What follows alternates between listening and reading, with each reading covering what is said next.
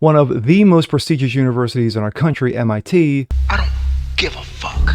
will no longer require diversity statements when applying for faculty. Why? When asked, the president said, A bullshit? and to kiss ass. Well, finally, a university with some truth-telling. It's true. I'm Jazz Berganzo, and this You serious? is What's Next.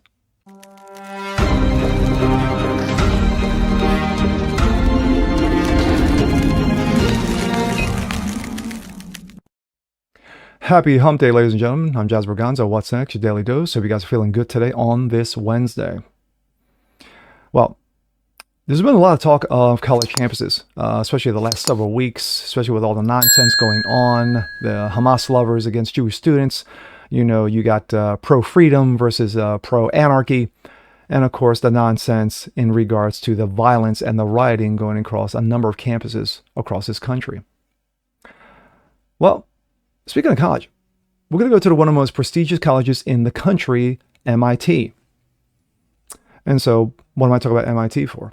You know, a college I've only heard of by reading, of course, never attended, never wanted to attend, and don't really give two fucks. But anyway, MIT is having a change of heart, because included in their statements when applying for faculty was diversity. Well, they've trashed it. And the president's going to tell you why. Because I think she says it's bullshit. But anyway, that's just me. This comes out of Breitbart.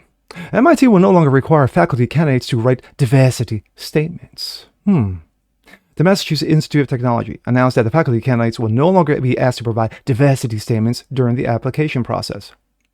Before the switch was announced on Monday, faculty candidates were required to explain how they would enhance the university's commitment to diversity, according to the New York Times. Quote, such statements have become enshrined in faculty hiring at many elite and public-private universities as well in corporate life. Yes, it's called DEI.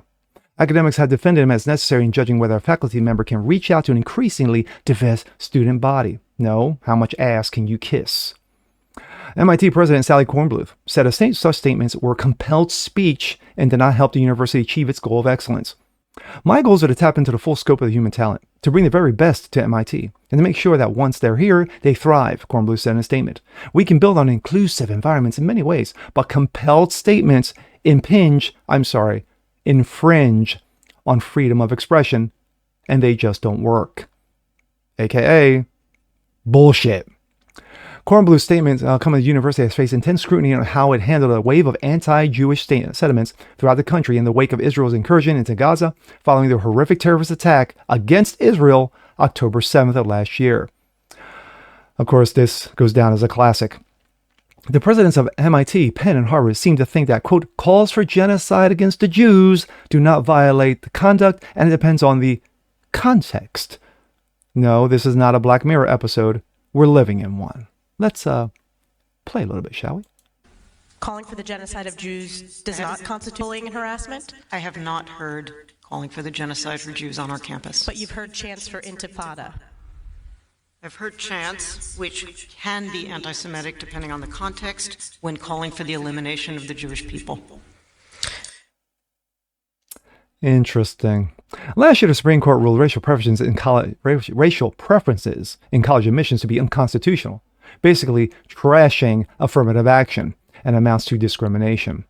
Quote, the Supreme Court upheld racial preferences euphemistically called affirmative action in college admissions in the Baker decision in 1978. Since then, debates have raged about whether to use these quotas, point systems, or other ways in favoring one applicant over the other based on the color of their skin, with the Supreme Court upholding some approaches while trimming the sails on others. Conservatives have insisted for half a century that the Constitution does not allow any of those approaches, Breitbart News reported at the time. My thoughts. It was a quick one, but you get the gist. You got the president who has finally come to a change of heart, shall we say, or maybe a little nudge and correction of her embarrassment in front of Congress when she was like, well, genocide against the Jews, it all depends on how you look at it. It all depends on what is. No. It's the same thing as, how about murdering blacks? You know, can that be taken out of context? Or how about throwing gays off bridges? Can that be taken out of context?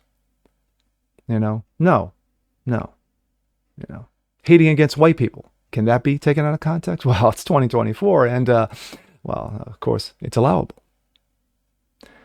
Anyway, for Sally Kornbluth of MIT to come to a realization that forcing, you know, applicants for faculty potential to basically say, hey, well, you know what? Why don't you write this nice little diversity statement, because, you know, you want to reach out to everyone who's diverse, you know, who's inclusive, you know, because we're all equitable here at MIT, at prestigious MIT. No, she finally came to realize that with everything going on, that it's just stupid and that she needs to get rid of it. And rightly so. Princeton should do the same. Harvard should do the same. UCLA should do the same. USC should do the same. Any prestigious university, especially when they are state-funded universities, should have nothing in regards to DEI in their statements at all. Regarding whether you're applying for it or you're there as a professor with tenure, get rid of it. It's trash. It's the reason why Supreme Court finally came to realization last year when they got rid of affirmative action and burned it, because it was garbage. You know, let's bring the black student in. You know, not because of his grades, not because of his intensity, his integrity, his honesty, his forthcoming when it comes to schoolwork. No. It's because you're black. And you, white student, you beat it. Even though we have a number of instances documented that Asians are being more persecuted in colleges than whites and blacks. But no one wants to talk about that, do they? But hopefully this will be a trend. I don't think so. I think this was just a one-shot deal that she was like, well, you know, we got to get rid of diversity because it turns out to be bullshit when we're forced to compel people to write about how great they can be, you know, around people with not diversity of thought, but diversity of skin. And yeah, how do you feel today? Well, I feel like a woman today, but you're a dude. Don't judge me. And with that being said, I'm Jazz Berganzo. This is What's Next. Want to see more like this, please leave a comment below. Like it, share, subscribe to it, hit that notification bell so you guys never miss a thing. Continue watching the show, continue spreading the word. Appreciate you guys watching, and we'll see you next time. Peace.